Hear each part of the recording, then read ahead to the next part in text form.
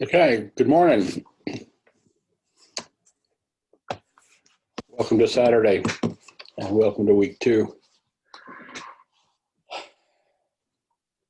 Nice to see y'all.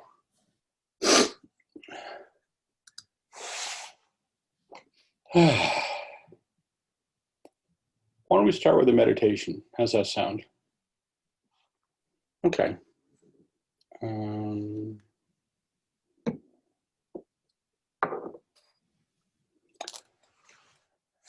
So we're going to do a 10-minute meditation. I'll walk you through it. I'll guide you through it. We're going to talk about different meditation postures today. And do a little experiment with that. And then we're going to talk about a little bit about, if there's time, mindfulness of thoughts and thinking and how to work with that. Also want to apologize that I did not save the recording from last week. I clicked out of the window before I hit save, so it's not there. But I did this course, 6-week version of this course back in May, and all of those classes are still available online. And I will send you guys the links for that. So to those of you who can't make this time slot and are watching the recordings, I apologize. It is what it is, and it's hard not being perfect. Okay. Why don't we just start with a meditation posture, which, if you can sit cross-legged and that works for you, that's fine.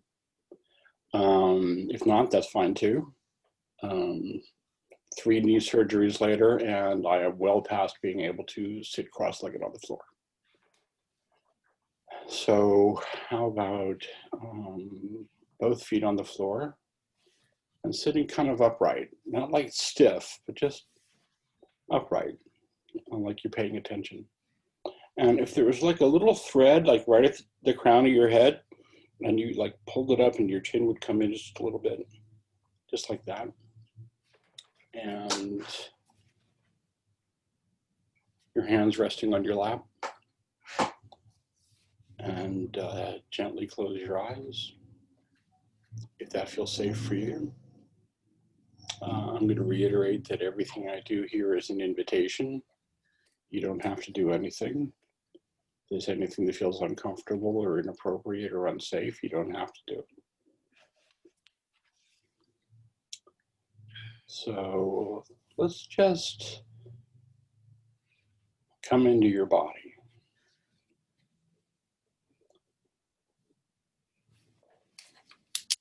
Notice your hands, the feeling of your hands resting in your lap, the feeling of your palms resting on your thighs or wherever they are. Notice the feeling of your bottom in the chair.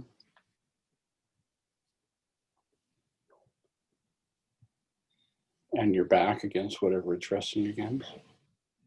Your feet on the floor.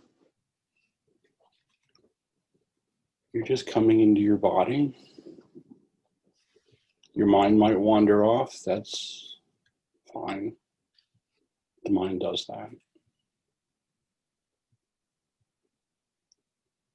You're just breathing in and out. You're not trying to breathe faster. You're not trying to breathe slower. You're just breathing in and out.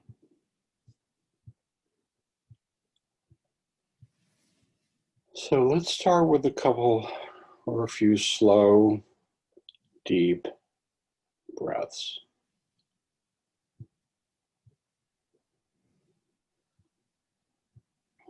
And you breathe in deep and you can feel your chest expanding, and you may be able to feel your ribs expanding. And you're breathing out. Just a little slower, longer out breath.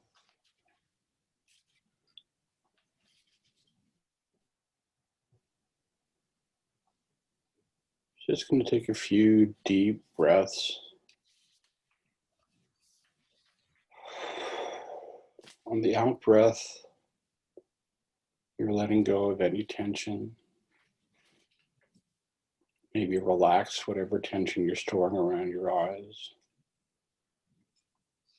Let your mouth fall open a little bit and release the tension in your jaw, and close your mouth again.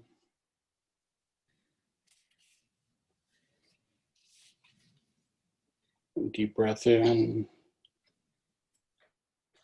And as you breathe out, you're just relaxing your shoulders. You're just letting your body settle into the chair or the cushion.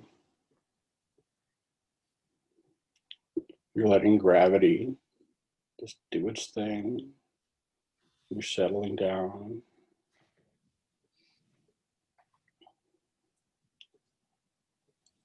Breathing in. As you breathe out, just relax your stomach muscles. We're often very tense right there, holding it in. Just like let your stomach, just relax and hang.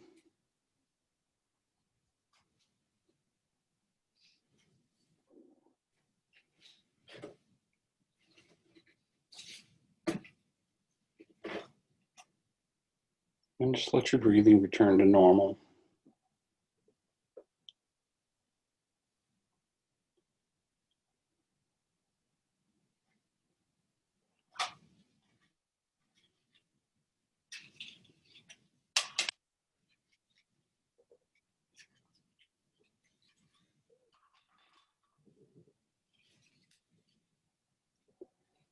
Your mind might be quiet.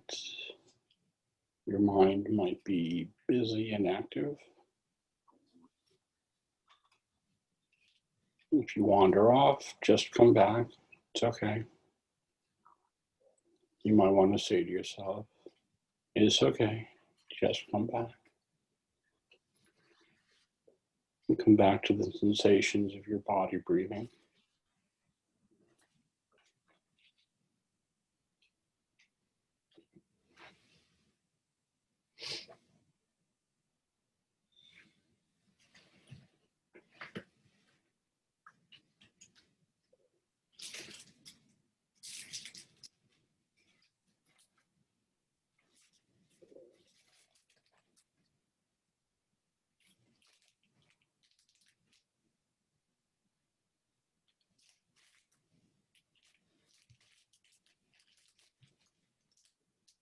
You can notice your chest or belly moving up and down. Or you can notice the feeling of the air moving in and out of your nose.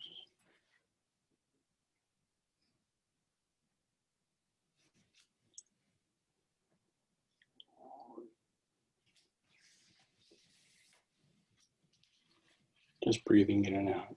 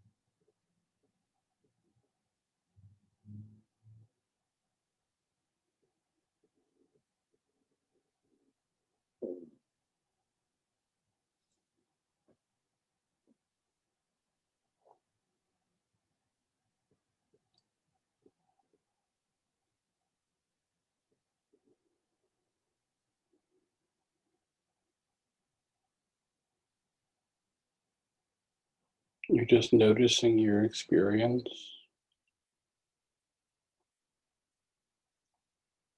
It's like your awareness is a field and you're just noticing what's in the field of awareness.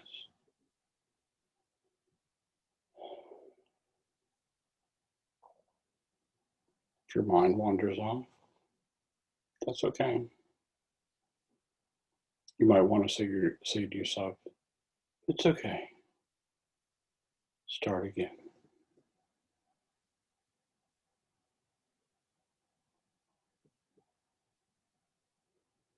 You might want to notice that you're thinking.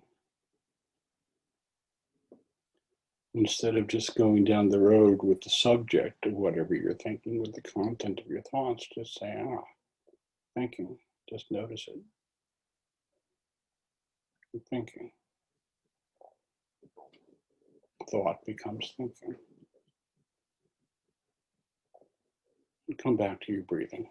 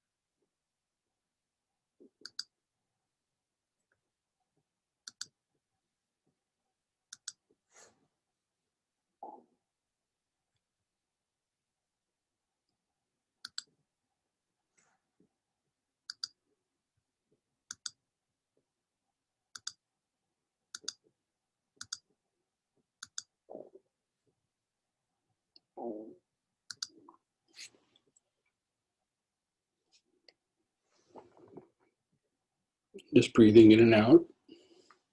Thoughts come and go.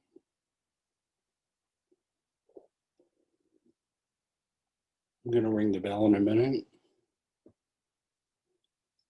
And you just open your eyes.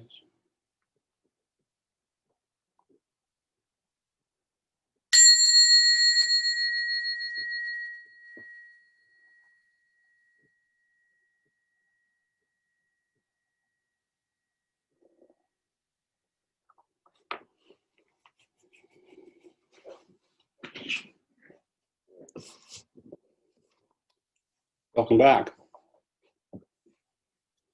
Anybody want to talk about what that was like?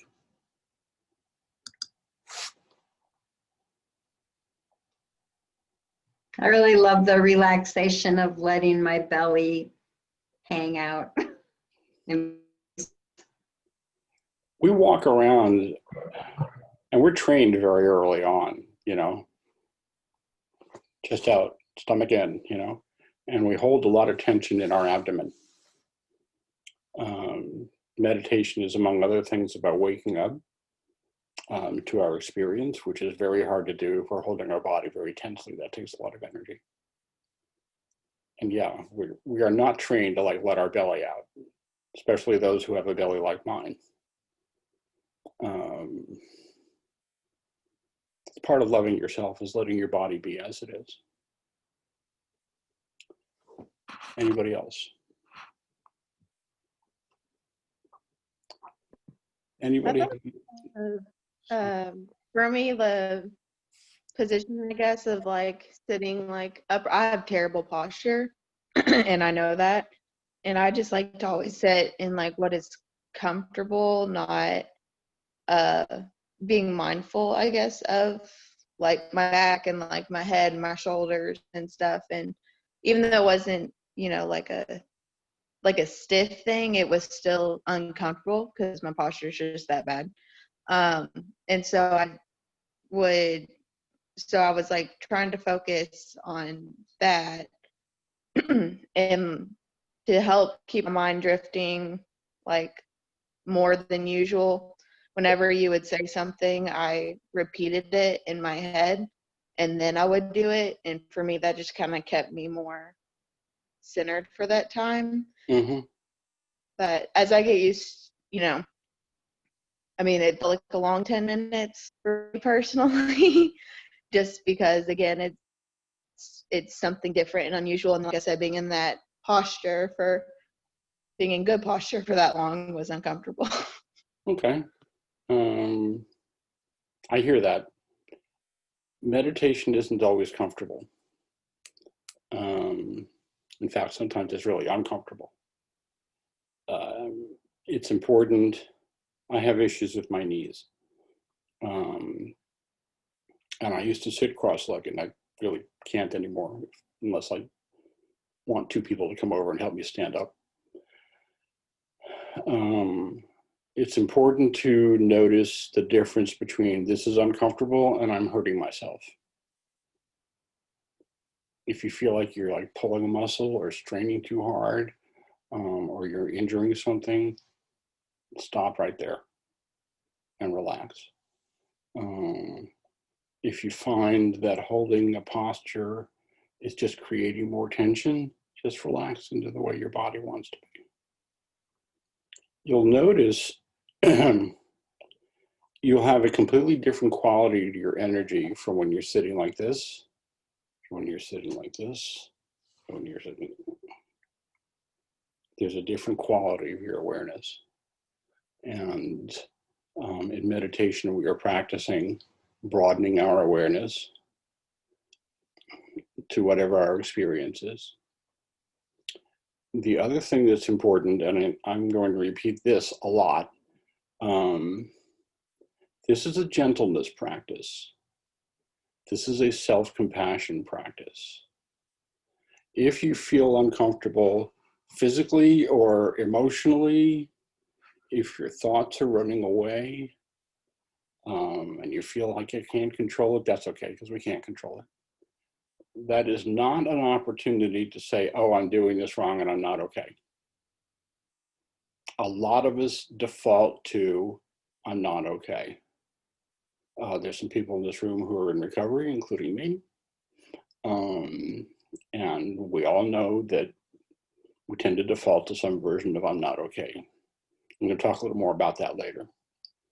If you're feeling tense, if you're feeling uncomfortable or strange in your body, it's okay. It's a good opportunity to remind yourself, I'm okay. I'm just having an uncomfortable experience here. You're not doing something wrong. We live in a culture where if we feel bad or uncomfortable, we immediately go to something is wrong or I'm not okay. And part of what I like to teach is the art, and it is an art because you have to practice it, of knowing you're okay even when you don't feel okay. So that may have been a very long-winded response, but the bottom line is that you're going to feel uncomfortable sometimes. Just make sure you're not hurting anything. Anybody else? Anybody have any questions about anything we covered last week or any thoughts about your meditation practice during the week?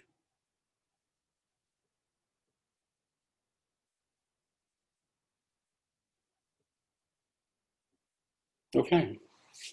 With that, we will roll on. How's everyone doing this morning? This is good, this is bad, this is neutral. How's everyone doing this morning? And this is like somewhere in between. Do I need to go do this demo again?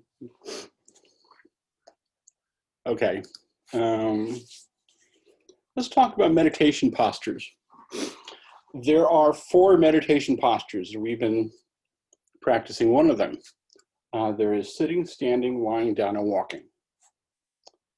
And today we're going to talk about standing, walking, and lying down. Let's do an experiment. Everybody stand up.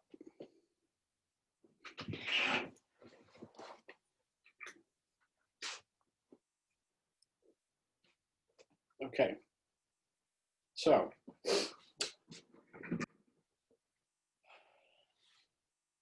want you to stand completely still and don't move anything at all for 30 seconds.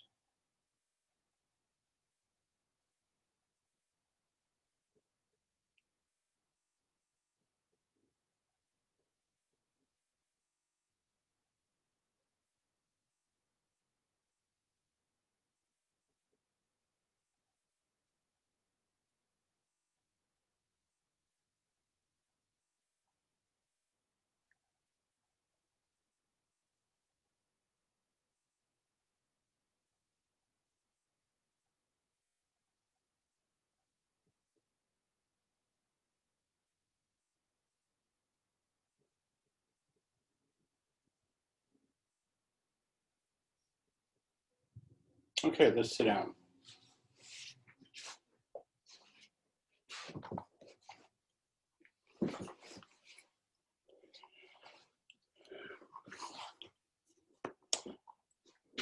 I'll bet you couldn't do it.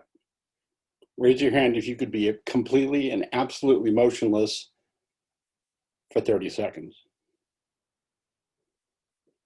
Raise your hand if you couldn't. Right. There's a famous Buddhist teacher in Asia named Ajahn Chah. He used to do this for a full minute and then he would laugh at everybody because nobody could do it. It can't be done. So that's a little demonstration of how we're going to go into talking about standing meditation, because there's a misconception that in meditation you have to get completely still. You may have noticed by now that your mind is not going to do that anyway. And your body doesn't do that. And even when you think you're being still, your heart is beating and your circulation system is doing its thing, and you're breathing in and out. There's all kinds of activity going on. We're never completely still. So the point is not to stop everything, because the body, mind, and spirit are constantly in motion. And the point is to be aware of the process you're experiencing moment to moment. We're on autopilot so much of the time. It's like a trance. I like to think of trance states that we tend to be in. We're not aware that we're breathing in and out. We're not aware of parts of our body unless they hurt. We're not aware of our experience.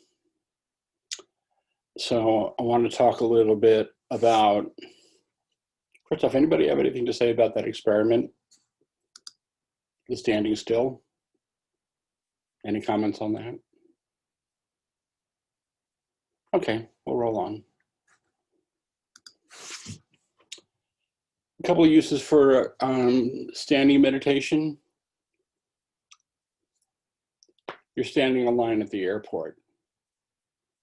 You're starting to get really agitated because the person 3 people in front of you is like fumbling around in his bag or her purse trying to find a boarding pass, but you're thinking you should have had that out by now and don't hang it. Okay, so this is a good opportunity for standing meditation, which I'm going to teach you. You're in the supermarket aisle, and the person, 3 people, and it's been a long day.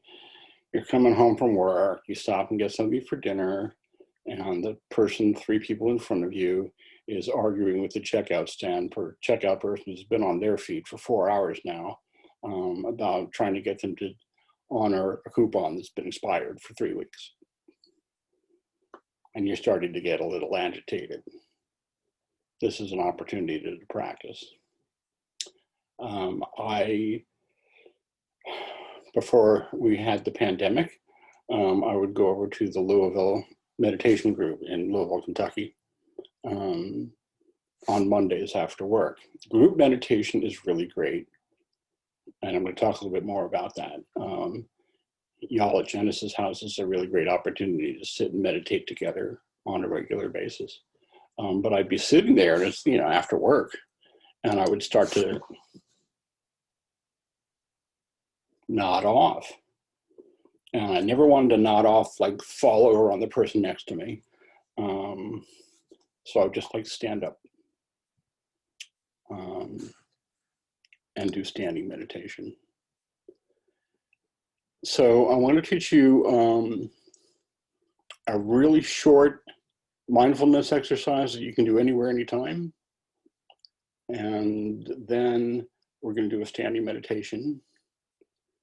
And then we're going to talk about other postures. Okay? So this is a really short mindfulness exercise that you can do anytime, anywhere you are. I'd like to invite you to close your eyes. And I'd like you to put your hand on your belly so that the edge of your pinky is just at the top of your navel. And I would like you to breathe into your belly in such a way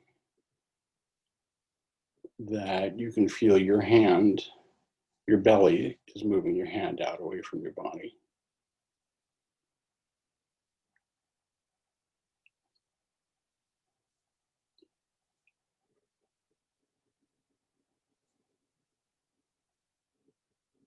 And I would like you to count 10 slow, deep breaths.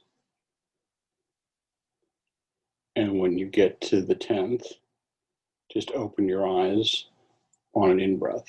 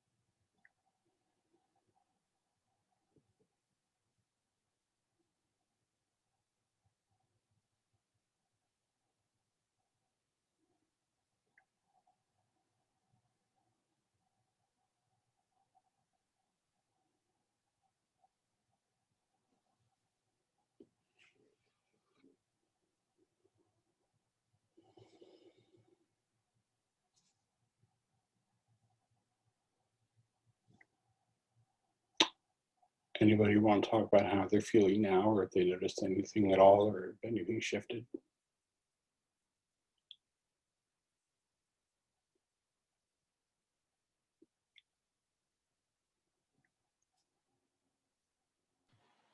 If you are Amber. Hi, Amber. Hey, hi Ken.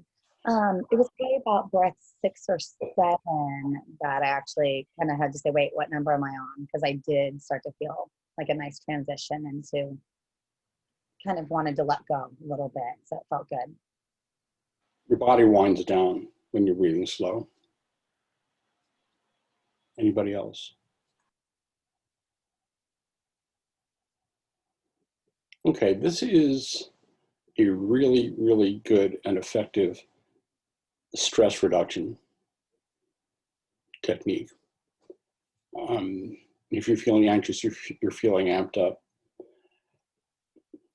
come to your breathing and slow it down.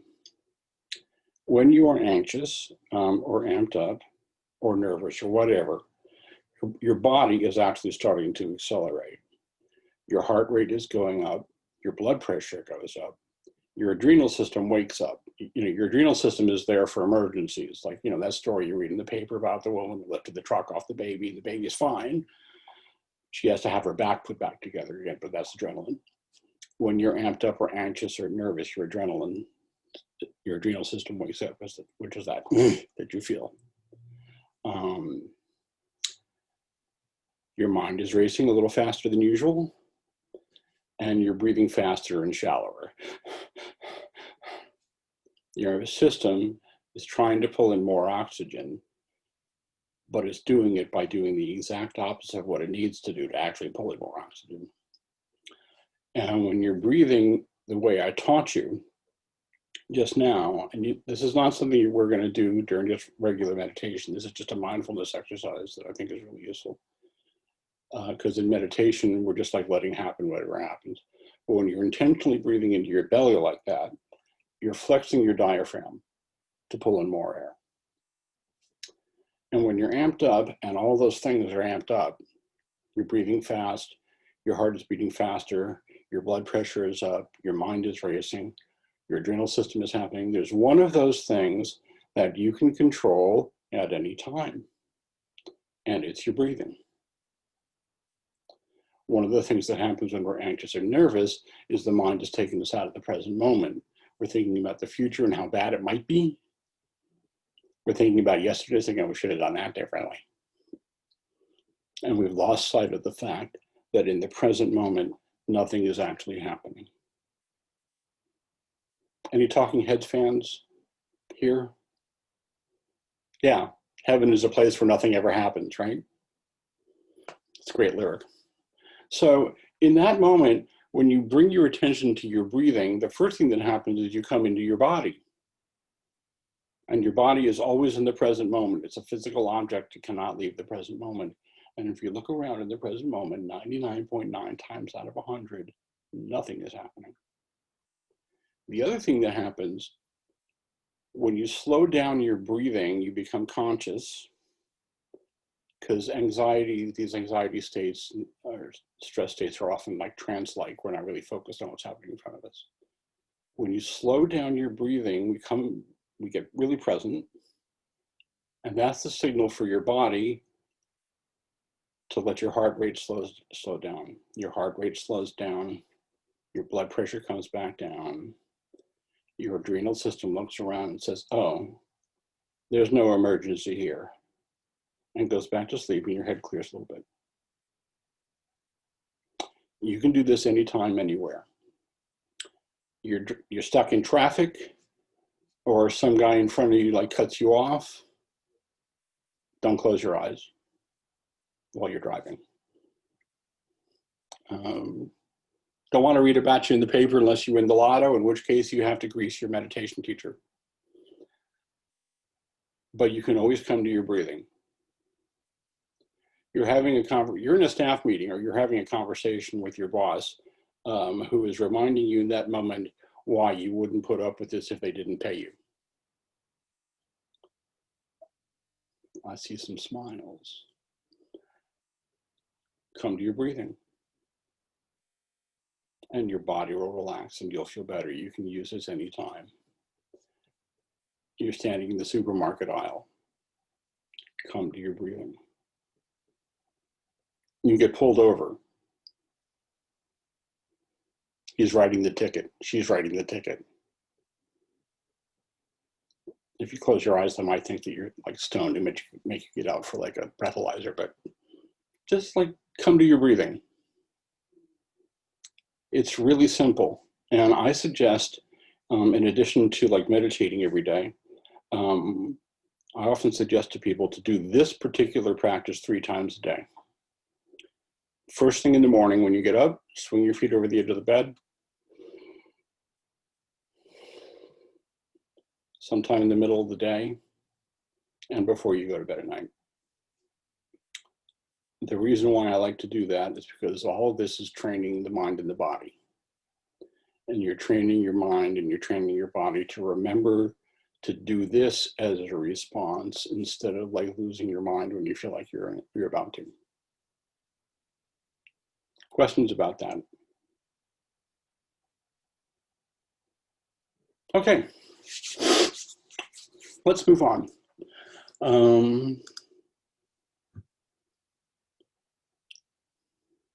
We're going to do a little standing meditation for a few minutes, and then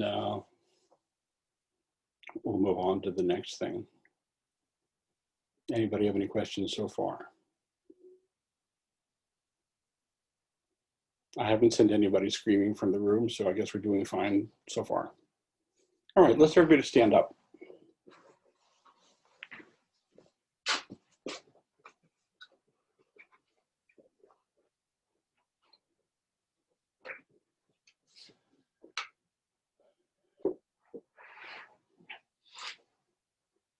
So let's just stand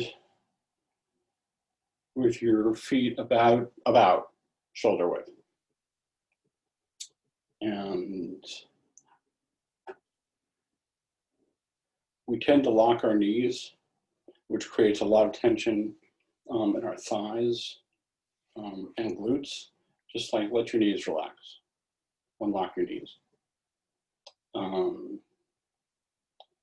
For the hikers in the group, you may know that your knees can act like shock absorbers if you're going up and down hills. Just like kind of like that experience. And close your eyes. And you're just letting your attention come to your breathing. And you're noticing your experience of standing.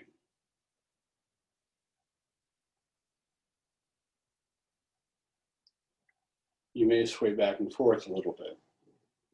That's okay. If you feel like you might fall over or you're losing your balance, widen your stance a little bit.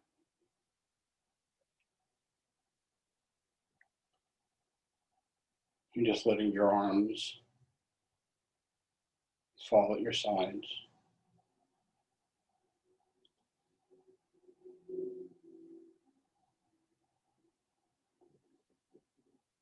You're aware of your breathing.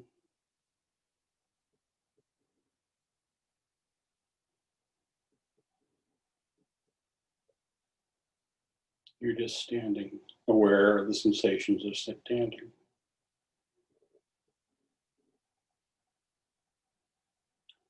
You might be aware of the temperature in the room.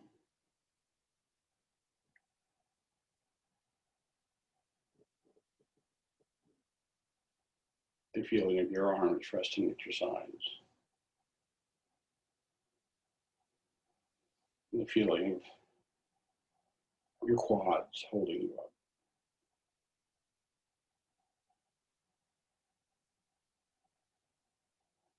And you're just breathing. We're just going to stand here, breathe in and out, and notice our physical experience for a minute or so.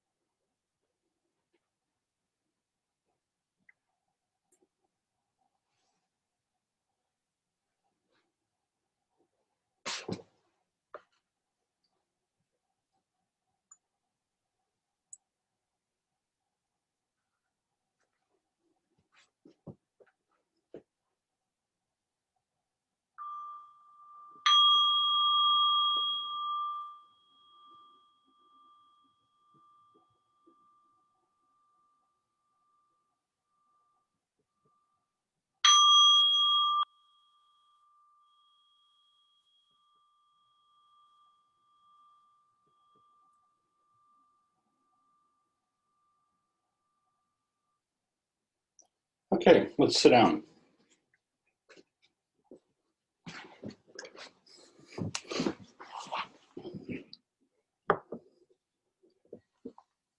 will always end a meditation with a bell.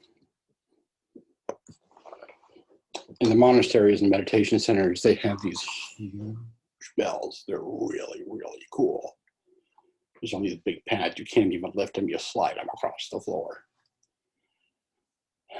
Anybody want to say anything about what that was like? What did you notice that your body was doing while you were standing?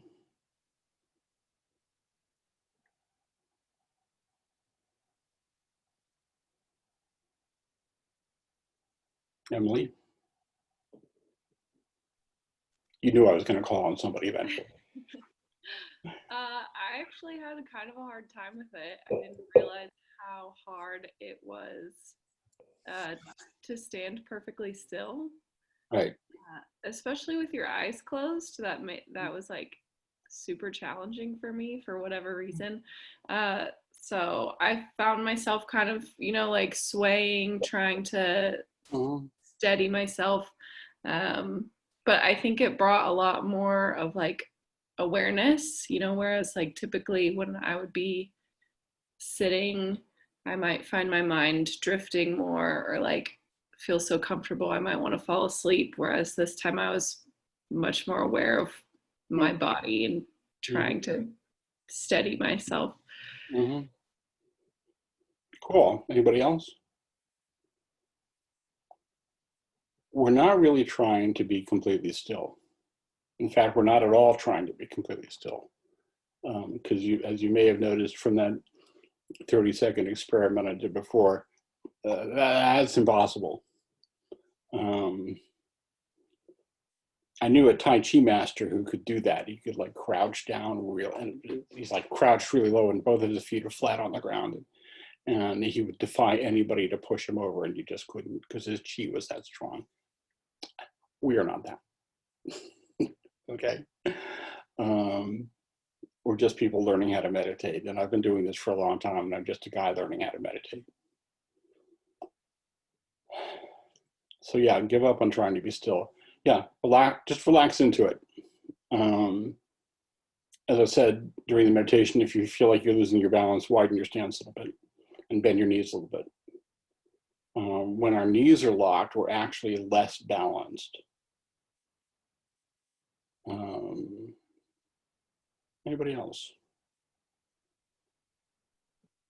I felt like when I was doing the standing meditation, like I didn't have, my knees locked or anything, but I was still, I knew that I was swaying, but that to me was comfortable and I accepted the fact that that was how that was going to be for me. But then like when my mind would wander, that's when like the time seemed to go slower and my body got anxious and my legs started doing what I call like crazy legs, like just kind of like, okay, like if that makes any sense. Because when I'm standing, it's because I took it to like that supermarket thing. If I'm in line, I'm like, oh my gosh, like any day now. And, my foot's tapping and everything. Like I'm just really anxious. And that's where I got with it. I was relaxed at first. And then as my mind went on, it got worse in my body. I hear that. Just notice that. I'm wondering, as you notice yourself getting a little more tense and uncomfortable, were you telling yourself you shouldn't be having that experience, or were you chiding yourself at all? I was trying to bring it back to just focusing on like my breathing or focusing just kind of like on like my little swaying or whatever, just to have something else to focus on. Because for me, the swaying, it wasn't a necessarily bad experience. It was something I accepted and I could get with that at that moment. So that's what I tried to do.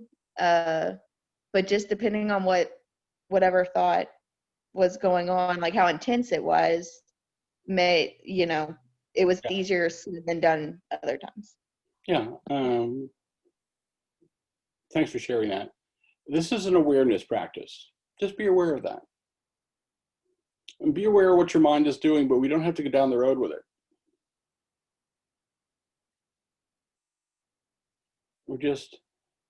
Your mind is busy, and oh, my mind is busy. Just notice that. My body just got a little tense. Just notice that. We're not trying to make ourselves have a different experience than the one we're having. We're sort of changing the way we relate to our experience, because we often categorize our experiences good or bad. When it's not really good or bad. We're going to talk more about this when we talk about mindfulness of emotions, but there are really only three states: pleasant, unpleasant, neutral, or pleasant, unpleasant, nothing. So you can notice if you're having a pleasant experience in your body, and just notice it. Doesn't have to be any different. You can notice if you're having an unpleasant experience in your body. I have issues with my lower back. If I stand here long enough, it's going to start to get a little sore. That's okay. I'm just noticing that. Yeah, mindfulness of the body aging and decay. My lower back is a little sore. It's all good. Anybody else have anything else on that? I noticed my low back too after a time, and then just adjusting like my pelvis a bit. And so that's a true awareness as well. The rug I'm standing on has a lot of ridges, and so feeling that with my feet was another awareness piece that I need to shift to. Yeah, we start to notice all these things that we never noticed before. Now, when I go on retreats with my teacher, and by the way, I'm going to put my teacher streams online at 10 o'clock every morning, Eastern time, 7 o'clock for him, on YouTube, and I'm going to email all you the links to that. But I'd go on these retreats, my teacher would be standing meditation out in the field, and the ground is not level. Just aware of that. If your back is starting to feel like a little stiff and a little sore, check in with your knees. You may notice that you're holding your legs too rigid, which pulls in your back muscles. So just loosen your knees. Anybody else have anything on that? Yeah, Kristen. So I guess I was surprised by how much my body was swaying. And then I realized I was getting in my head and I was questioning if other people were having the same experience. And then I realized as I was thinking about what other people are experiencing, I wasn't fully breathing. So then I was trying to test and see if I actually have a deep breath, or at least a breath that's flowing, if I would sway less. So I was really, it was in my head a lot. Sorry, I have kittens that I'm fostering, a little distracting. Cool. But yeah, I noticed that I tend to hold my breath even when I do, even things that I enjoy. When I used to do track, I would hold my breath, and I do acro yoga. And even in that, like, I'll have my partner say, breathe. So I just noticed that I was doing that as I was stuck in my head. Yeah. When in doubt, breathe. A long time ago, one friend of mine described the spiritual practice as, the 12-step spiritual practice. Just keep putting one foot in front of the other and don't forget to breathe. And the thing about wondering what other people are doing, I'm sitting there in a group meditation. There's 15 of us. I open my eyes and I'm looking around. Anybody else opening their eyes and looking around? Right? And there's always somebody. Anybody else having a little trouble focusing right now? I'm looking around and see a sign of that. This is what we do. And I don't judge that, or I try not to judge that, or I might hear my mind judging that. I hear my mind doing all kinds of things. And I'm learning to recognize that that's not necessarily associated with reality. My mind is just like doing these things. And then I come back to my breathing. It's another moment of drifting off and coming back. It's another form of that. Amber, did I see your hand up? Yeah, I was gonna say, my experience that I had was a shift in, maybe I'm getting too deep for a moment, but my energy kind of shifted. I felt vulnerable in that position. I felt, I don't know if resolve is a good word, but it was more of a sitting. Maybe I feel a little more sheltered and pulled in, maybe a little safer, and just standing up and pulling the shoulders back. To me, it was a new level of vulnerability. So Okay. I felt kind of a different shift in relaxing. So I was a little bit more aware of like, okay, I'm showing up for something. Like it felt like I was stepping into something. Mm-hmm. Kind of sat with that. Okay. Do what works for you. If standing makes you feel like unsafe, sit. Um, I'm going to suggest that you don't, we're not trying to hold, this isn't like what they taught us in elementary school. Stand up, shoulders back, chest in, none of that. Okay. We're undoing all that conditioning. That's such a great way to train little kids not to be in their body. Just let yourself relax. And I'll do a little piece of that when we go to walking meditation in a couple of minutes. And don't worry about it. And if you feel vulnerable, what's that like? You look at that, notice it. Where do I notice that in my body? What narrative is my thinking mind creating around that? Now, the narrative is not reality. Our thinking mind creates narratives all the time. You know, I've been self-employed since 2006, and 3 people leave my practice inside 2 weeks, and my thinking narrative says it's time to sell the house and move under the overpass in that homeless encampment over in Louisville, right? That's not a reality, but that's just my thinking mind just kind of goes there. Just notice, oh, okay, when you feel vulnerable, where do you feel that physically? Are you actually asking me? Mm-hmm. Okay. Wasn't sure if it's just hypo. You know, it was an interesting, again, I didn't try to, I felt two things. I, I felt it up in my upper body, kind of a sense, it was like I'm showing up, and I felt a sense of pride, but also at the same time vulnerability. And I was trying not to overthink it, trying to keep my mind just feeling what the sensation was. I did, I felt it kind of in my chest. It was an opening. I did kind of feel this moment of just, you're standing and you can stand and let go. Even standing, you can stand proud and just relax. And maybe I don't relax when I'm standing ever. Maybe that was a new Mm-hmm. relax and stand. Mm-hmm. So just be with that and notice it. I'm assuming you're at home and you're safe. Um, Sometimes we need to remember that we're safe. One of the things that I do a lot of work with trauma, and I teach people, breathe in, I'm in the present moment, breathe out, where I am safe. If you need to do that, you can do that. But don't judge yourself for this. This is a gentleness practice. This is a self-compassion practice. Are we ready to move on? Okay. I want to talk a little bit about, first I'm going to talk about lying down meditation. 4 postures: sitting, standing, walking, lying down. Lying down meditation, some people have physical issues that make sitting meditation or standing meditation or walking meditation difficult.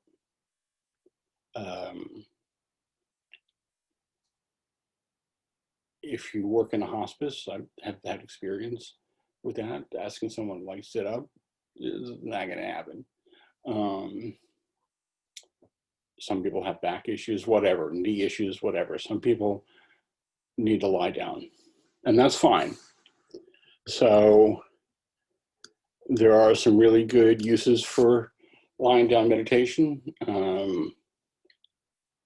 If you experience insomnia, which some of us do, it's a good time to do that. If you are having trouble sleeping, do not get out of bed and sit in front of the television set or the computer, because that dilates your eyes and stimulates your brain, and then it's harder to go back to sleep. So the basic breathing instruction for lying down is the same. You're focusing on your breathing. If you don't want to fall asleep, you can meditate with your eyes open. You can always meditate with your eyes open. In the Zen tradition, we're not teaching Zen here, we're teaching Vipassana, which is a different tradition. There's 300 different meditation traditions. I have a book on them. There's like 300 of them, and they're all really cool. This is just the one that works best for me.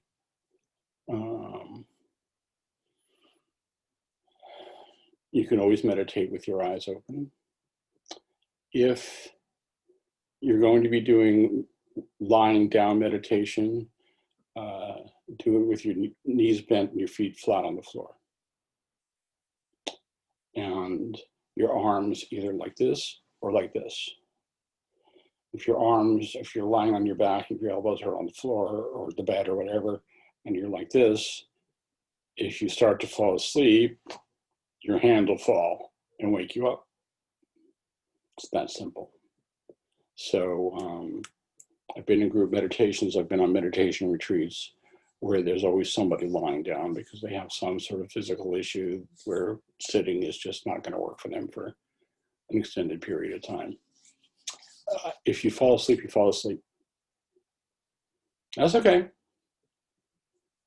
I think I told you guys last week, I was on a day-long retreat with one of my teachers, John Travis. John's really cool.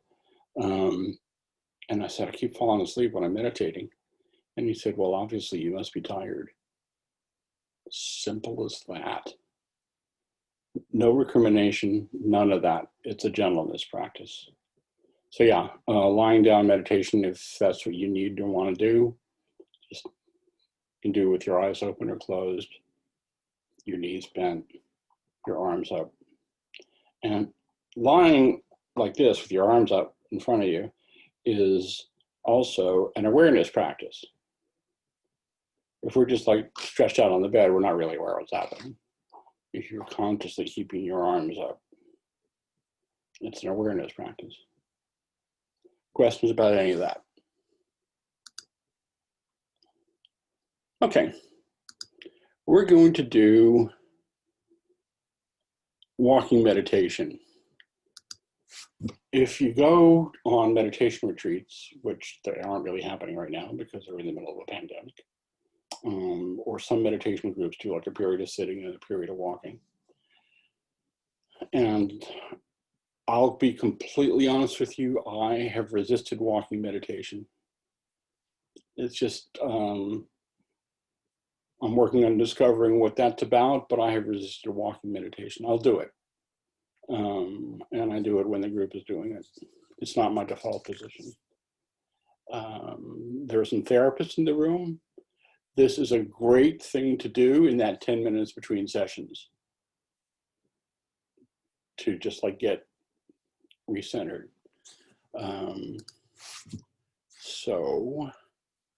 Let me get to my cheat sheet on walking. You can do this wherever you are. You don't need a lot of room. If you look here, this is a small and somewhat cluttered room. We're just doing like a few steps at a time.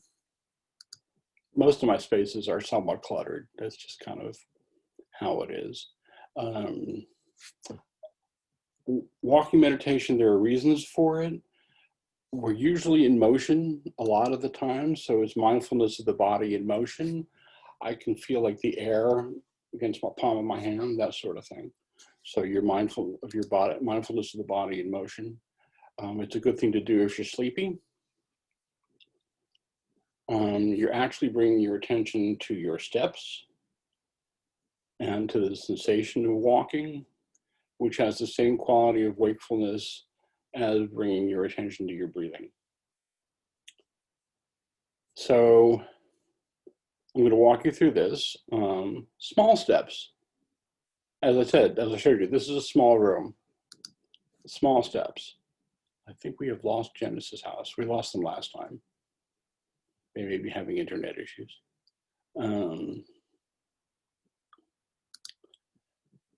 Small steps.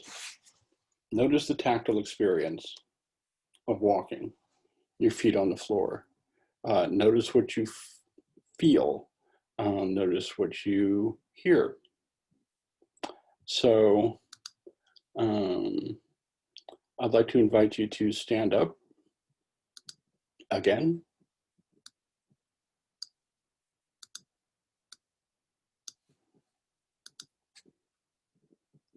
And notice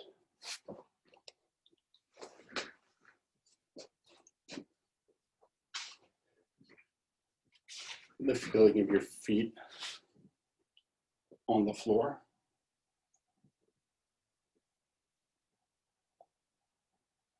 And notice what you sense around you, the light in the room. It's brighter on my right because that's where the window is. It's a little dimmer over there.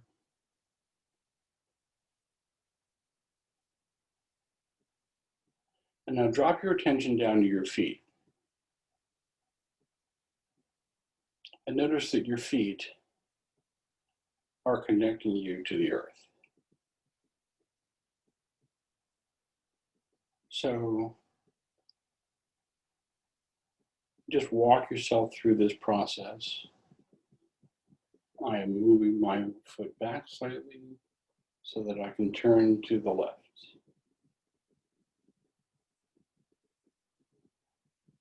And I'm lifting my foot. I'm putting it down in front of me. I am shifting my weight onto my front foot. I can feel my front leg straightening. My back leg, feel my heel coming up off the floor. The ball of my foot is on the floor. I'm placing my heel slightly in front of me. And I'm walking. Slow, steady.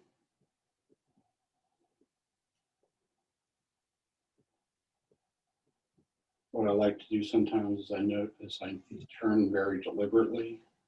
I'm now turning my left foot to the side.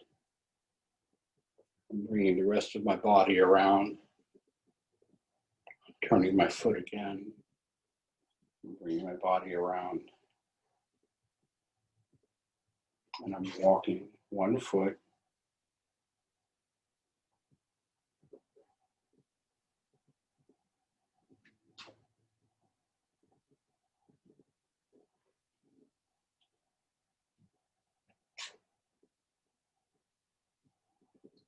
I'm just taking a few steps at a time.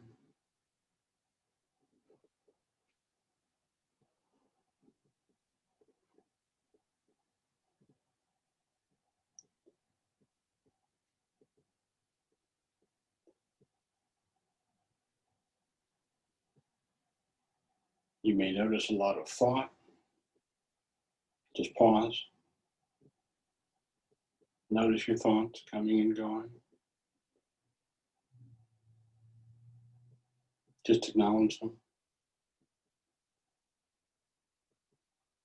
And feel your feet on the floor.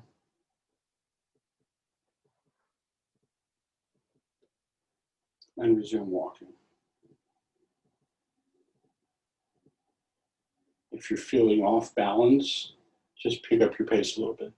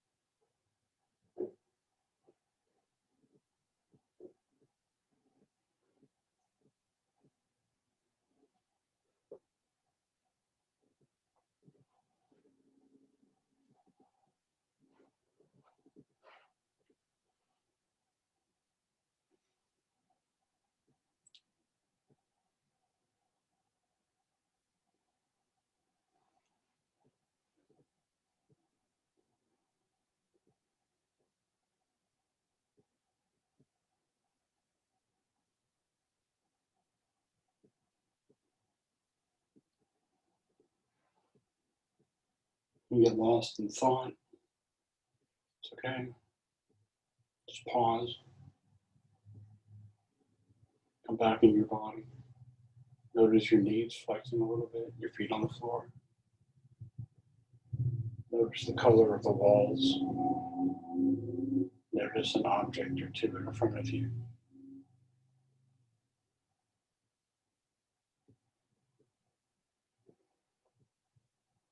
And just resume walking.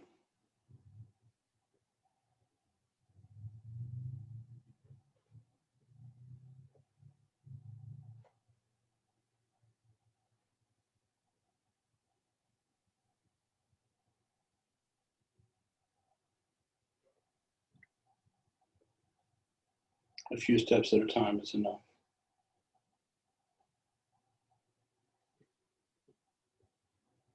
You can count your steps if that helps you stay focused.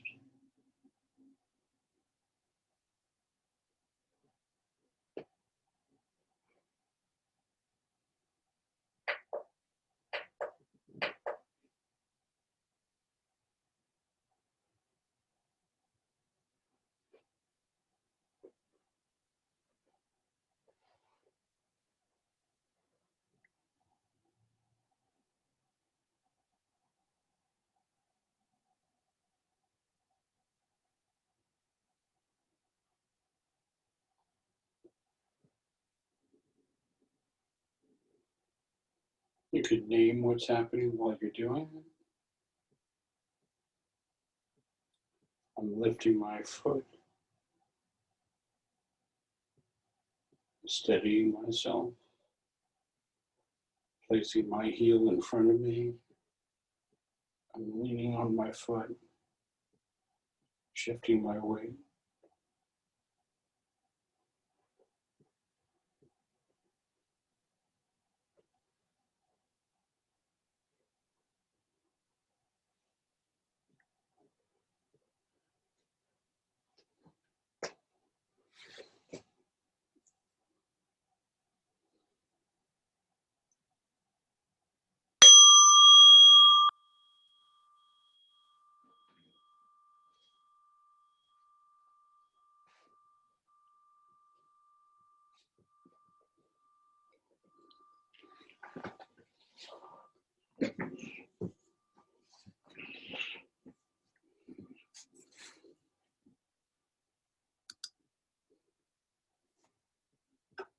Hi. Anybody want to say anything about what that was like?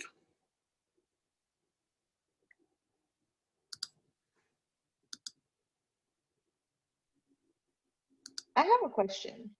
Okay. So for me, I've found that as the most useful for me. However, I'm confused on what I was supposed to be like focusing on. Like I felt like I was more aware, like as I was doing it, like of different things. Like I'm in my living room and we have tons of windows and stuff, so it's really bright. So I can see all kinds of things that I typically wouldn't see if like the shades were closed or whatever. And so like I could notice different things like that, but I wasn't internally like notice anything. Like I was trying to like bring myself back to that, but that's not what happened for me. Like what were we supposed to be focusing on is my question, I guess. Well, first off, whatever you're experiencing is okay. Okay. Sometimes I need to focus on that I am having trouble focusing. Focus on the sensations of walking, on the feeling of your feet touching the floor.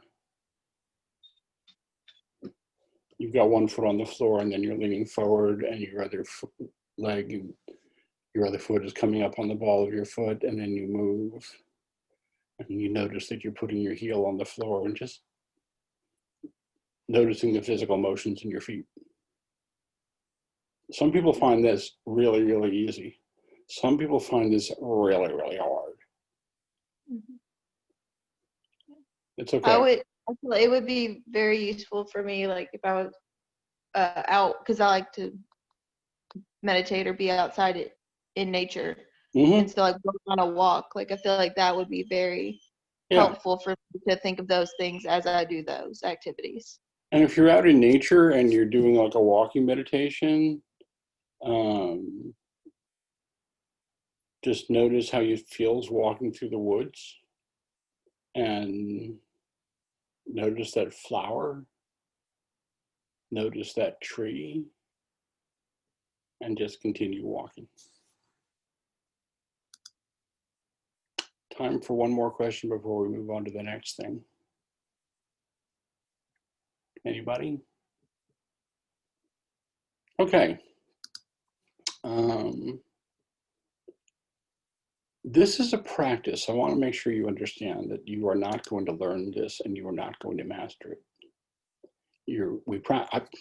I have not learned this and I have not mastered it. I practice it. I practice it every day.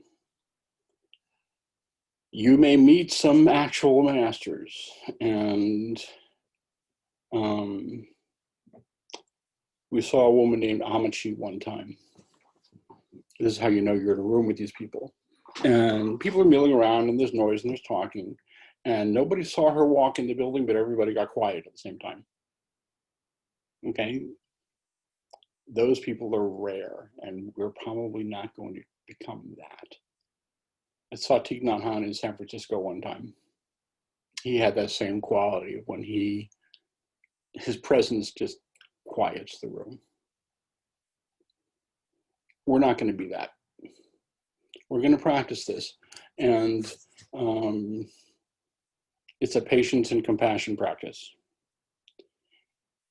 And the more you do it, the easier it is to remember that this is a patience and compassion practice. This is training wheels. Anybody here ride a bicycle? Anybody here remember training wheels? I fell over even with the training wheels. This is training wheels. We're just learning this a little bit at a time. And what I have to, and the stuff goes on in my head, it just comes and goes.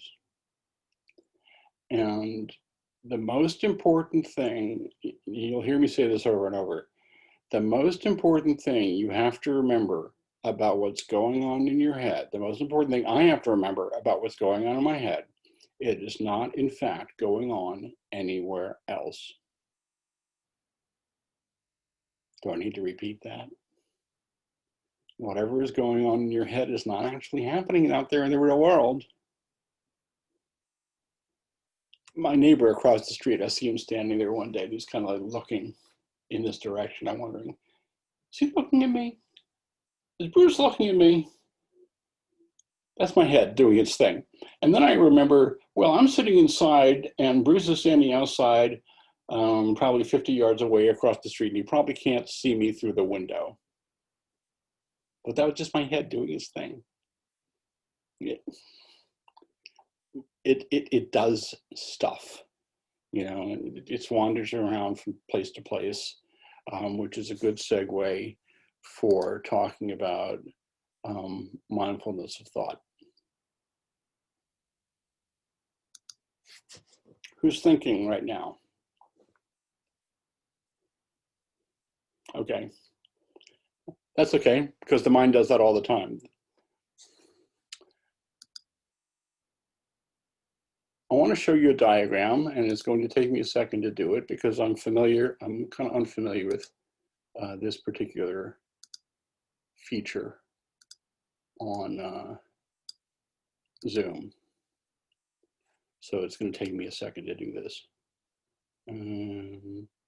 Share screen.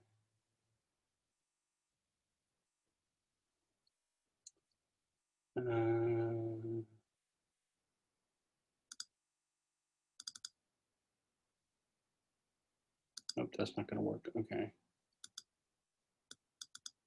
That's not going to work. I may not be able to do this. I Hang on one second.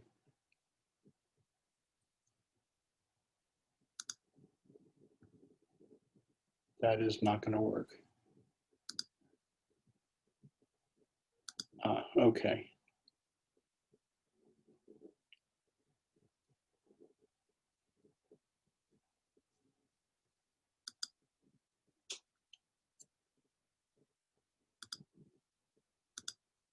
Let's try this again.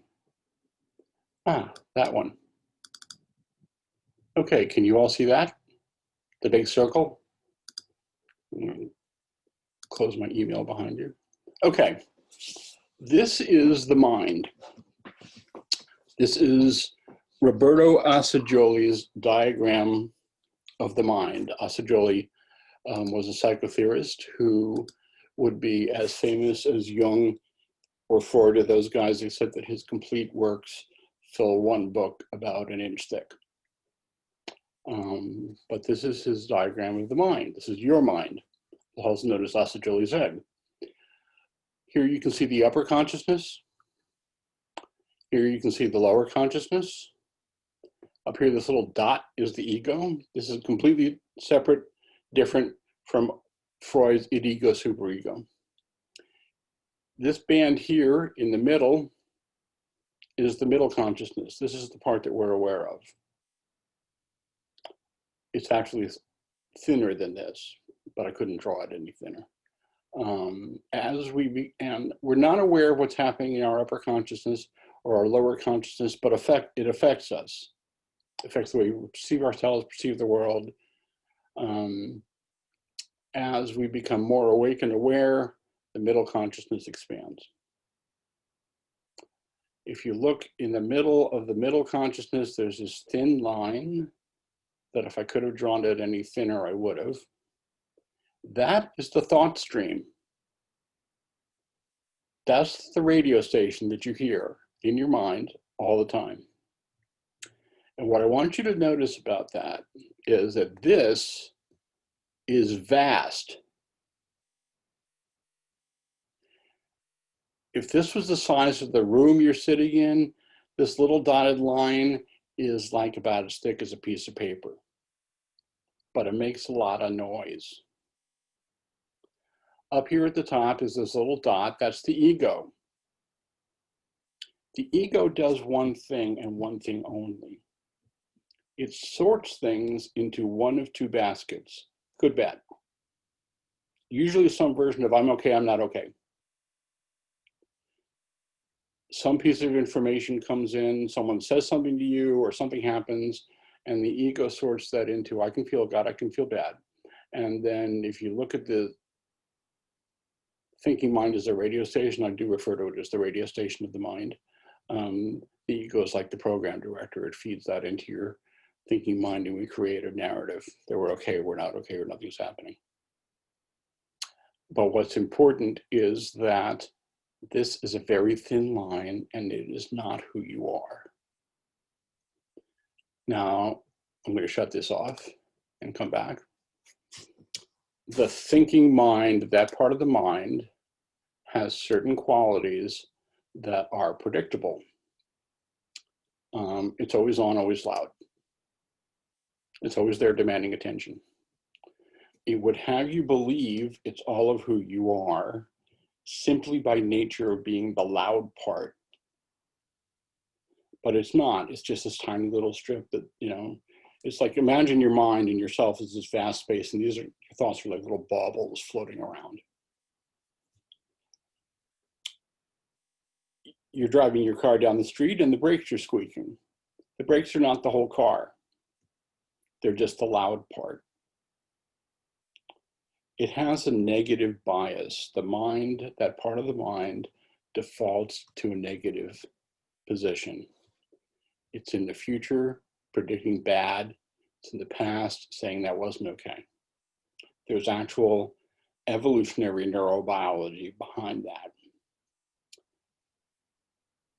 Way back at the literal dawn of time, when we were crawling out of the primordial ooze, kind of like a tadpole, We didn't have a prefrontal cortex. We had this little collection of nerves that was our brain, and we knew instinctively that we were in danger because we were at the bottom of the food chain. So our entire body and our entire nervous system was wired for danger and to be vigilant and looking around for something bad to happen. That part of you is still here.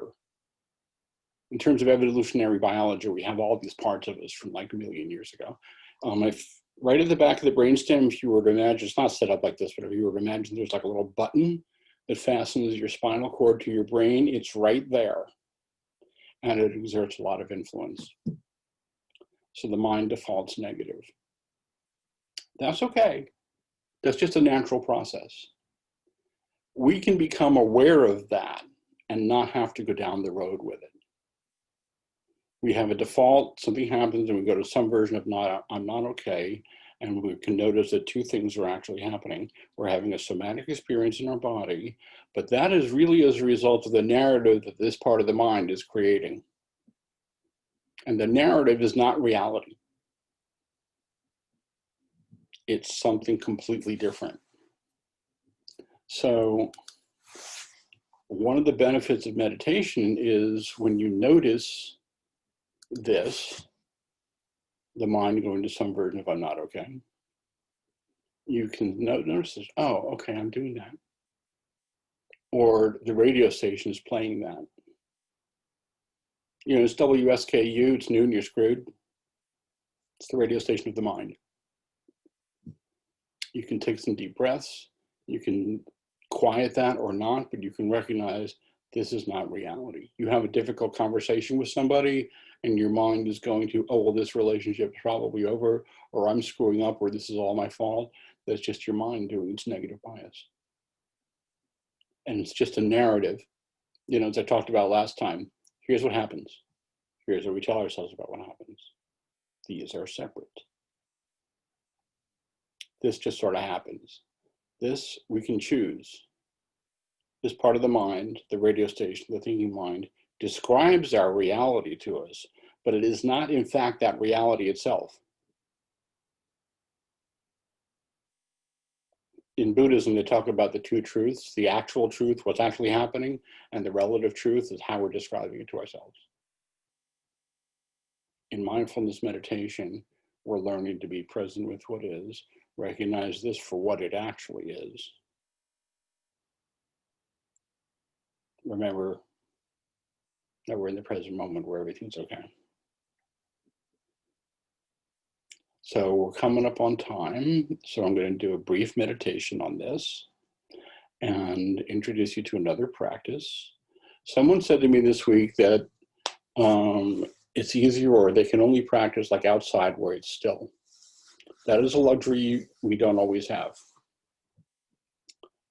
The San Francisco Zen Center, where my teacher used to teach, the back wall of the Zendo, it's not a great neighborhood, by the way. Okay, they did not place us up in Jackson Heights. It's not a great neighborhood of the San Francisco area. And the back wall of the Zendo borders on this alleyway where you can hear people turning tricks, you can hear people doing dope deals, you can hear people getting in fights. You just notice your experience. And Gil liked to tell the story about one time they heard somebody getting mugged. And everybody in the Zendo jumped up, like in unison practically, and like ran outside and stopped this person from being mugged.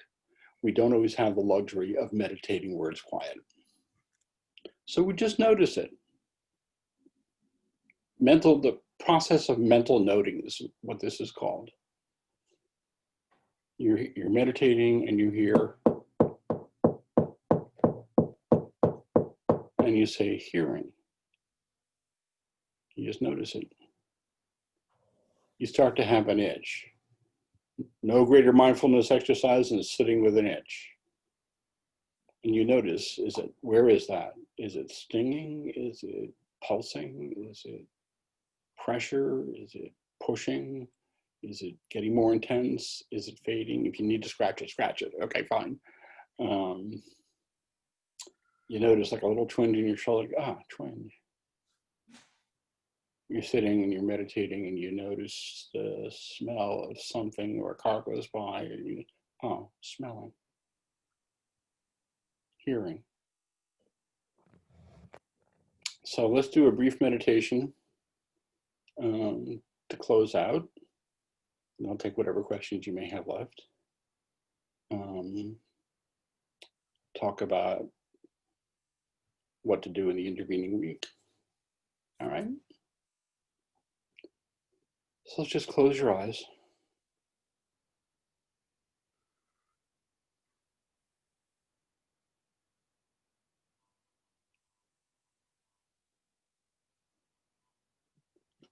And let your attention come to your breathing.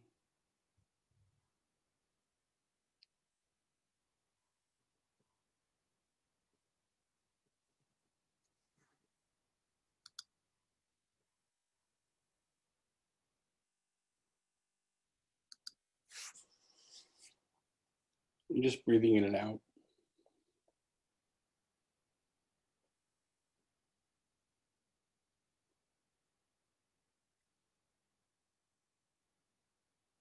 And you notice a thought just comes and goes.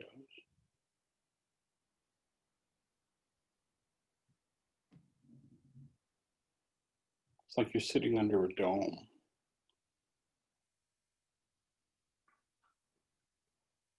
And your thoughts are like these disembodied objects just floating in space around you. They just come and go.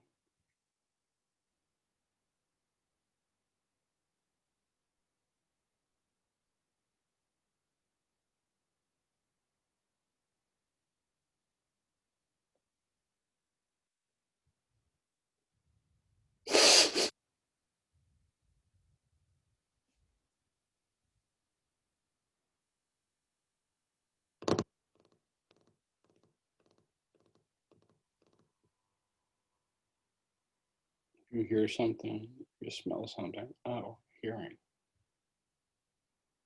It's just another thing in the field of awareness.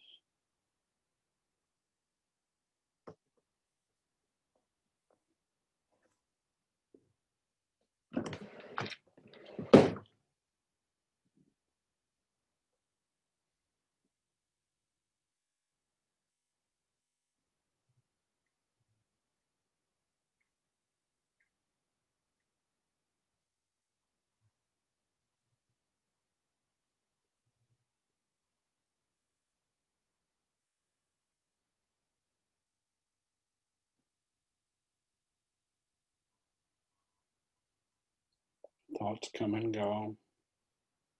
You don't have to follow them or go down the road with them or judge them. They just sort of come and go.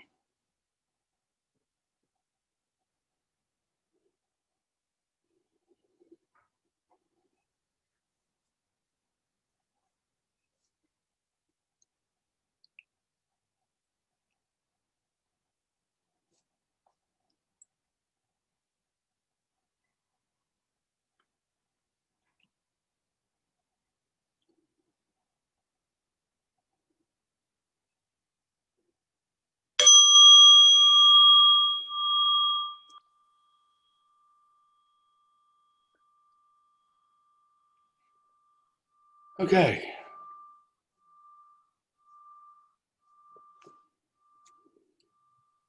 You can open your eyes.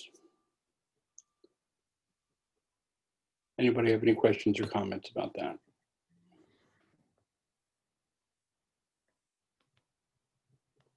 Okay, so we're coming up on time, but I'm available to hang out for a few minutes if anybody has anything they want to say or questions they want to ask or anything you want to talk about. I'm good. Homework. Let's do sitting or walking meditation for 20 minutes every day. You can use the insight timer that I showed you last week. To time that. I like to set the interval bell for every 6 minutes. It makes a wood block sound. It just like reminds me to come back because inevitably I've wandered off. I remind you again, this is a gentleness practice. This is a self-compassion practice. You cannot do this wrong. The doing it is the doing it. If you can meditate in a group, that's great. We're in the middle of a pandemic. That's probably not going to happen. It's an idea for the women at Genesis House. If you want to get together and meditate in a group and support each other that way, I highly encourage that. Okay. Where I went to grad school, we met in a dojo. And the way you enter into a dojo is you bow in, and then you bow out. So I bow. I can hang for a few minutes if anyone has any questions or wants to talk about something. But I bow, I thank you, and I'll see y'all next week.